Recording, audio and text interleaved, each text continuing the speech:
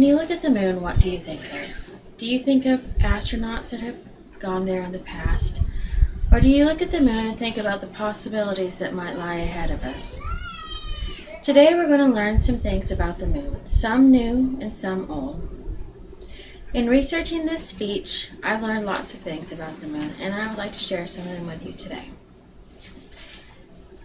I would like to share with you about some new information you might not know about the moon, about the discovery of water on the moon, and also about future moon travel and exploration. There are lots of things that we might or might not know about the moon. In the top 10 list that was on TimeMagazine.com, it tells us about the fact that the moon is moving away from the Earth at the rate of 3.8 feet a year. It tells us that the moon's temperature goes from negative 240 degrees Fahrenheit in the dark to 220 degrees Fahrenheit in the light. The lack of temperature regulation is because there's no atmosphere on the moon. And the lack of atmosphere means that there's no wind either. So the footprints from 5 out of 6 of the Apollo space missions are still able to be found there. The first sport that was played on the moon was golf. And Alan Shepard used a 6-iron to hit a golf ball into space.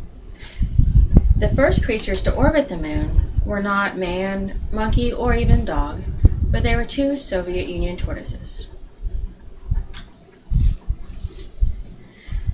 Something else you might not know about the moon involves water.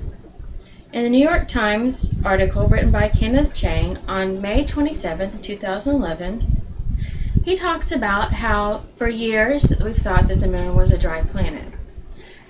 But NASA launched a lunar space capsule into the moon near the south pole of the moon to a large crater.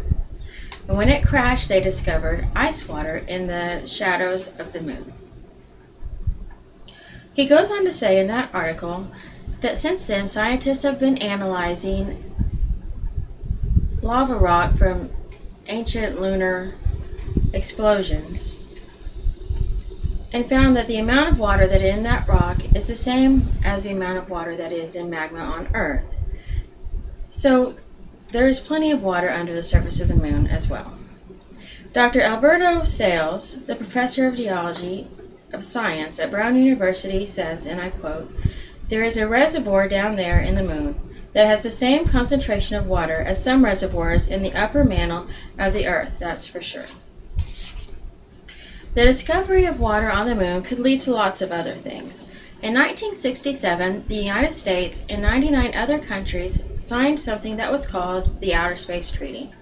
In this treaty, it states that no one can have sovereign control over the moon, and no one can build any military-type bases there. But the moon is open for anyone to have any type of private endeavors. And Kenneth Chang again said in July 22, 2011 article on the New York Times that they're trying to encourage that matter. Google has set a $30 million purse to the first person to make a successful private endeavor on the moon. There are a few forerunners in this class, one of them which is Moon Express. They would like to be a FedEx type service that would take items up to the moon. Barney Pell, who is a former NASA computer scientist and a co-founder of Moon Express, said, and I quote, "While Moon Express might initially make money by sending small payloads to the moon, the big money would come from bringing back platinum and other precious metals." The second most formidable forerunner is Astrobotic Technology. They plan on selling berths or rides to the moon for $820,000 a pound. And they would like to have their spacecraft up and running by December of 2013. We don't know a lot about what the future holds in moon exploration, but we do know that technology is getting us closer every day.